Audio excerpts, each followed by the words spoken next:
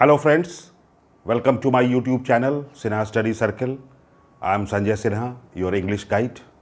हम लोग पढ़ रहे थे सिंटैक्स या सब्जेक्ट वर्ब एग्रीमेंट। हम लोगों ने सिंटैक्स के 7 रूल्स पढ़े थे। आज हम लोग आगे देखते हैं।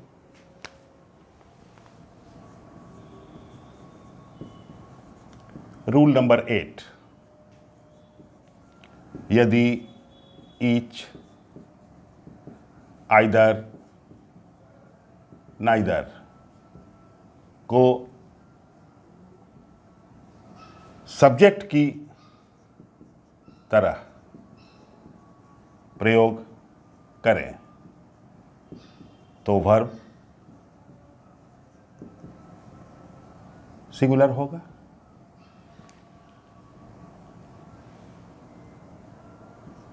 जैसे अगर हम लिखें दोनों में से कोई नहीं आया तो नाइदर हैज कम। प्रत्येक के पास एक कलम है तो each has a pen. Have नहीं लिखेंगे हम। अब हम एक इंपॉर्टेंट रूल देखते हैं। रूल नंबर 9 कि ईच के साथ अगर ऑफ लग जाए, ईच ऑफ, या हम लिख सकते हैं each one of. Each of तो हम लिख सकते हैं लेकिन एवरी ऑफ का प्रयोग हम नहीं करते हैं। Not used. ध्यान में रखना है इसको कि ईच ऑफ लिख सकते हैं आप, ईच वन ऑफ लिख सकते हैं, लेकिन एवरी ऑफ नहीं लिख सकते हैं। फिर आप एवरी वन ऑफ लिख सकते हैं।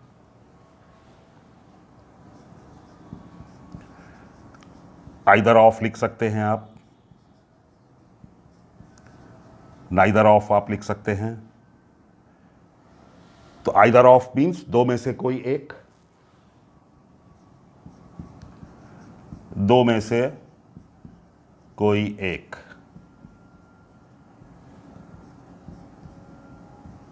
नाइदर ऑफ मीन्स दो में से कोई नहीं। लेकिन अगर हमको लिखना पड़े 3, 4, 5 में से कोई नहीं, या 3, 4, 5 में से कोई नहीं, या कोई एक, तो अगर 2 से अधिक होगा तो अब तो हम आइदर ऑफ नहीं लेंगे। 2 में से कोई नहीं, 3 में से कोई नहीं हो तो हम नाइदर ऑफ नहीं लेंगे। तो इसके लिए क्या ले सकते हैं हम? One of.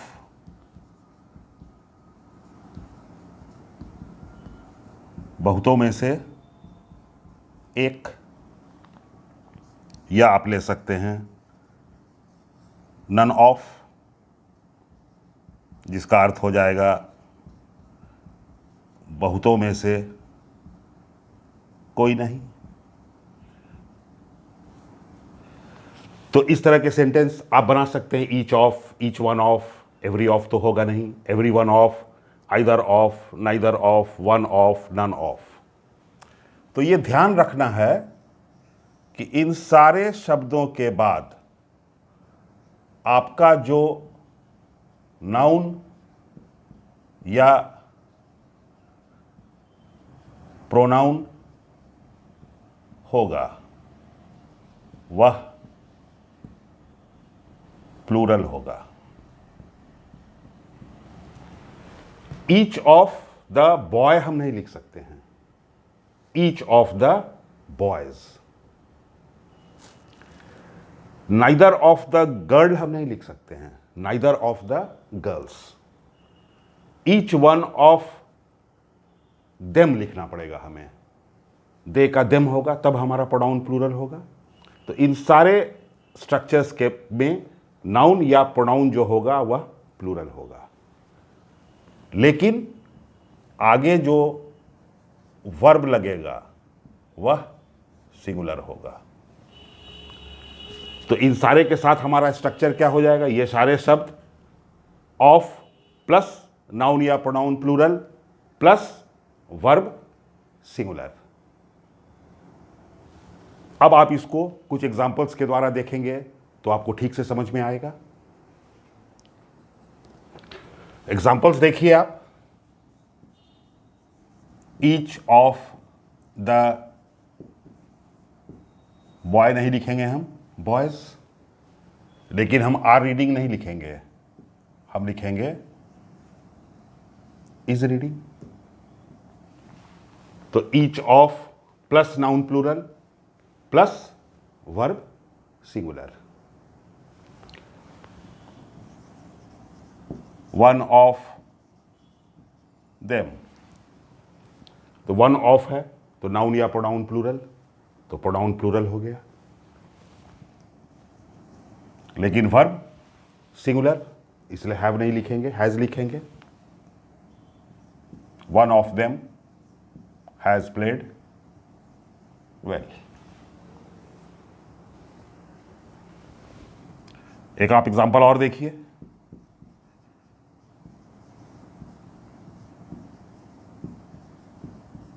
Neither of the students, तो दो में से कोई नहीं। अगर हम लिखते नन ऑफ द स्टूडेंट्स तो अर्थ हो जाता क्या, तीन या तीन में से कोई नहीं। तो नाइदर ऑफ या नन ऑफ है तो नाउन तो प्लूरल होगा, इसलिए स्टूडेंट नहीं लिखेंगे, हम स्टूडेंट्स लिखेंगे।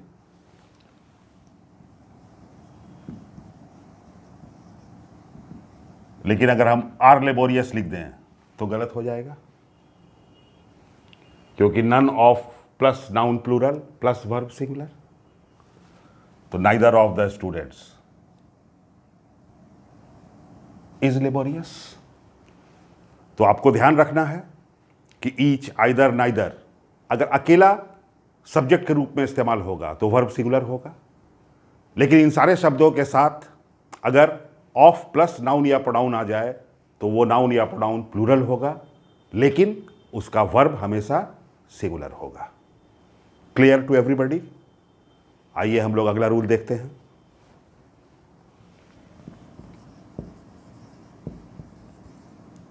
Rule number 10। बहुत सारे ऐसे शब्द हैं, या आप कह सकते हैं कि बहुत सारे इंडेफिनिट प्रोनाउंस हैं, जैसे someone, somebody, anyone, anybody, everyone, everybody, no one, nobody। तो इसका प्रयोग आप सजीव के लिए करते हैं। करस्पॉन्डिंगली 4 वर्ड और भी होते हैं। Something, anything, everything and nothing. तो इसका प्रयोग आप निर्जीव के लिए करते हैं। तो इसका प्रयोग आप व्यक्ति के लिए करते हैं, इसका प्रयोग आप वस्तु के लिए करते हैं। तो टोटल आपके कितने हो गए? 8 प्लस 4 12। तो ये 12 जो हैं आपके इनडेफिनिट प्रोनाउन कहलाते हैं।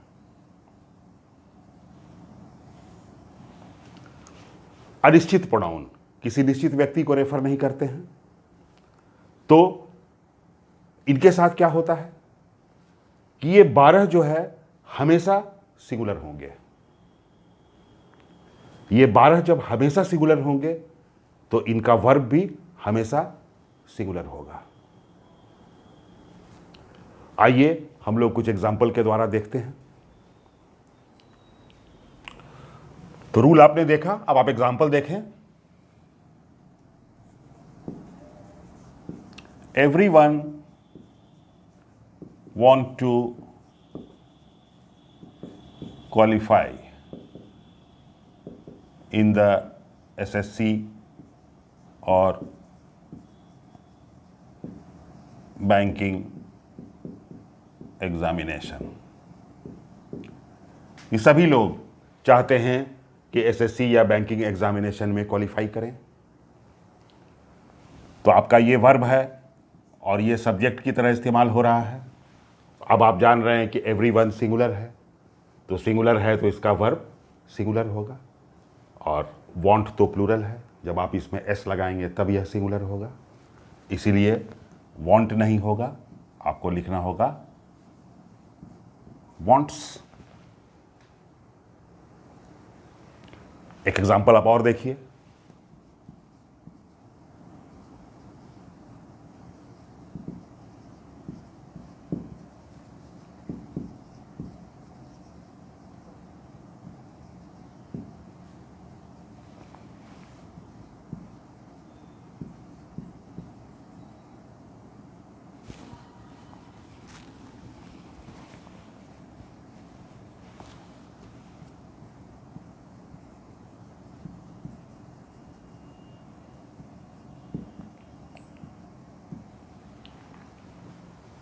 No one gives a job to someone who run away from the law, कि कानून से जो लोग भागे हुए होते हैं उनको कोई आदमी नौकरी नहीं देना चाहता है।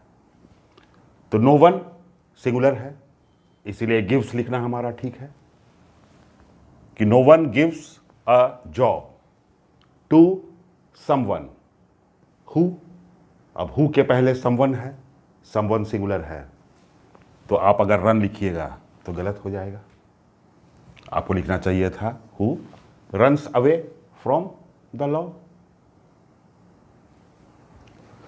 और भी एग्जाम्पल आप देख सकते हैं।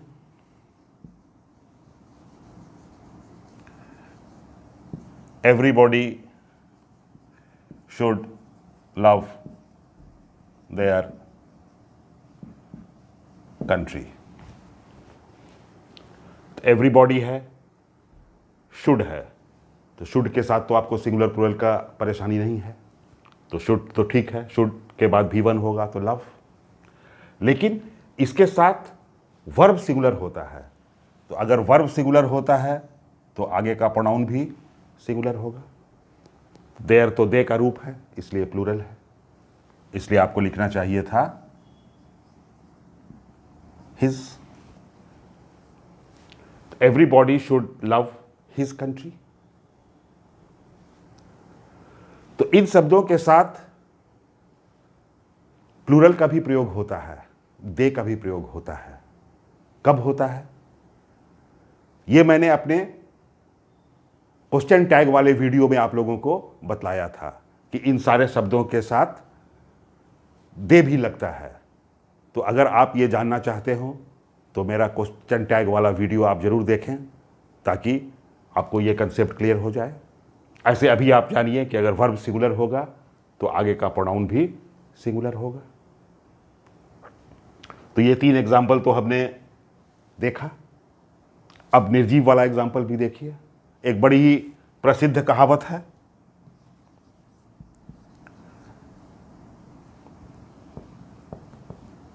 If wealth is lost nothing is lost. If health is lost, something is lost. And if character is lost,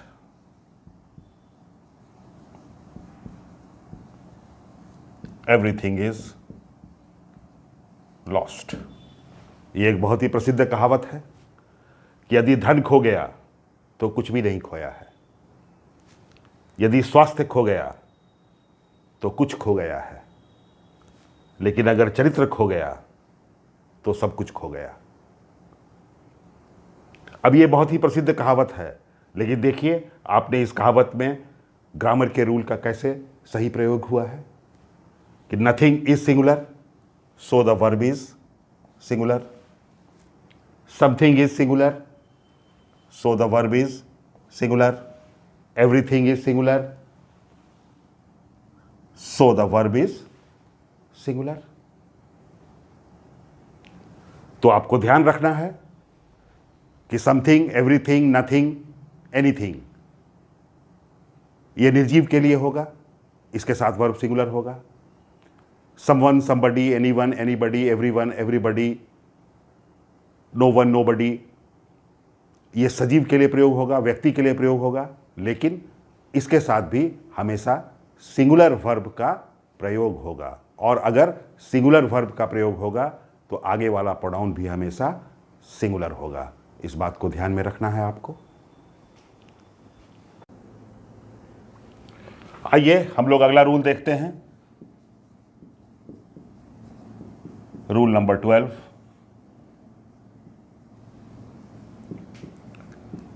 यदि many, a good many,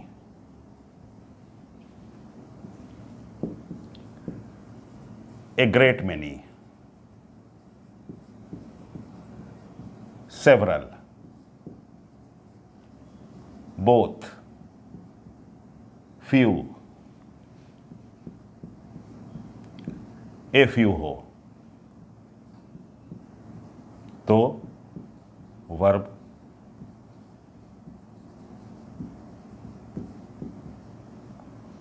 a few subject हो तो वर्ब प्लूरल होगा.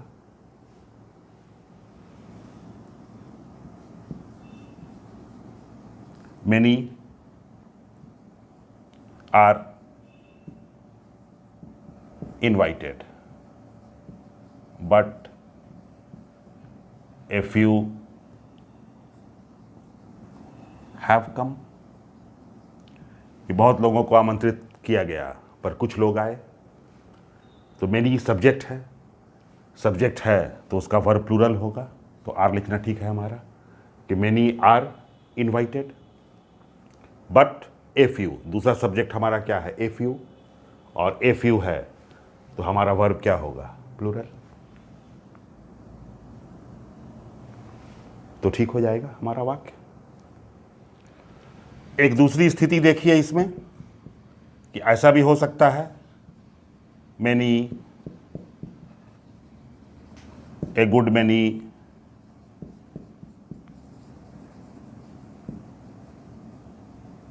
ए great many, several, both, few, a few, plus of, plus plural pronoun और noun plus verb plural. एक ऐसा भी structure हो सकता है कि इन सारे शब्दों के बाद ऑफ लग जाए. जब ऑफ लग जाएगा तो हमारा नाउन या प्रोनाउन जो होगा वो प्लूरल होगा और वर्ब भी हमारा प्लूरल होगा. एक एग्जाम्पल देखा जाए.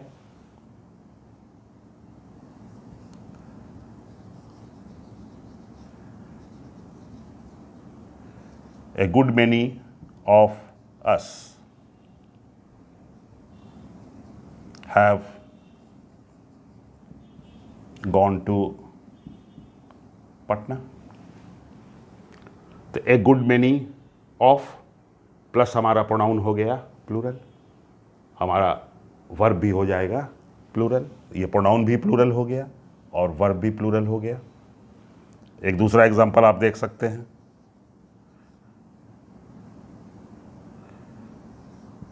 Many of the trees in the garden are green. The many of noun plural, trees और आगे इनका वर्ब भी प्लूरल होगा.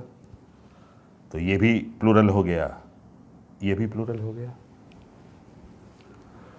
तो इसमें केवल मेनी गुड मेनी सब्जेक्ट के रूप में इस्तेमाल हो रहा है.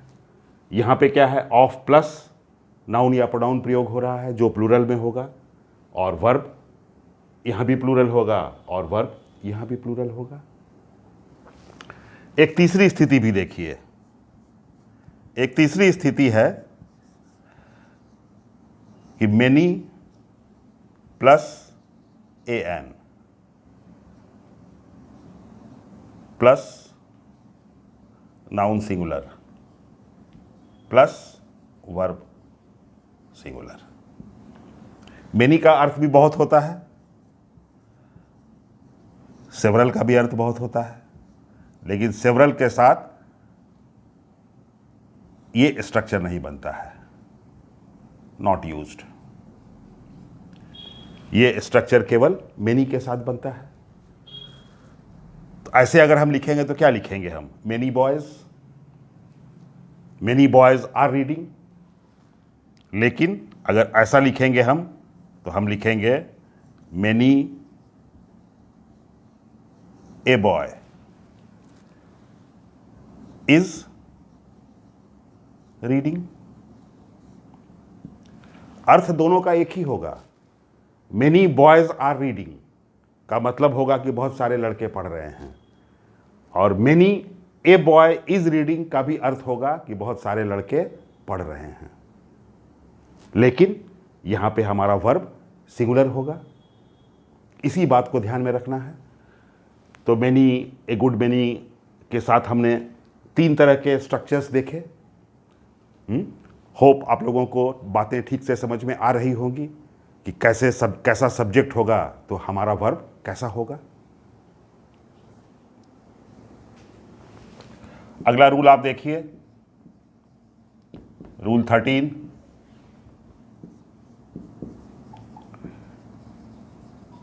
ए number of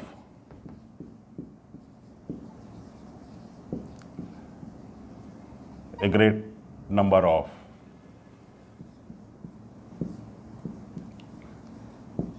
a large number of या large numbers of plus noun plural plus verb plural. Example, A number of, आप स्टूडेंट नहीं लिखेंगे, आप लिखेंगे स्टूडेंट्स। वर्ब आपका प्लूरल होगा, इसलिए आप लिखेंगे आर रीडिंग। लेकिन आपको ध्यान रखना है कि दी नंबर ऑफ अगर हो तो नाउन तो प्लूरल होगा, लेकिन वर्ब सिंगुलर हो जाएगा, क्योंकि दी नंबर ऑफ निश्चित संख्या बतलाता है, ए नंबर ऑफ अनिश्चित संख्या बतलाता है, इनडेफिनिट संख्या बतलाता है, यह डेफिनिट संख्या बतलाता है। तो ए नंबर ऑफ है तो नाउन प्लूरल होगा, वर्ब भी प्लूरल होगा। लेकिन दी नंबर ऑफ है तो नाउन प्लूरल होगा, लेकिन वर्ब सिंगुलर होगा। एग्जाम्पल आप देखिए, the number of students is increasing. तो the number of students, noun plural लेकिन verb singular. The number of foreign tourists coming to India is increasing day by day.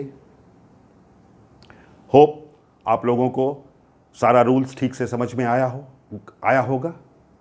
मैं एक दिन में बहुत सारा रूल्स आप लोगों को नहीं बतला रहा हूं, क्योंकि उससे बहुत ज़्यादा कन्फ्यूजन हो जाता है। आगे का रूल्स हम लोग आगे वाले वीडियो में देखेंगे। तब तक keep revising, keep practicing and remain at home, be safe Keep watching my videos and don't forget to like, share and subscribe.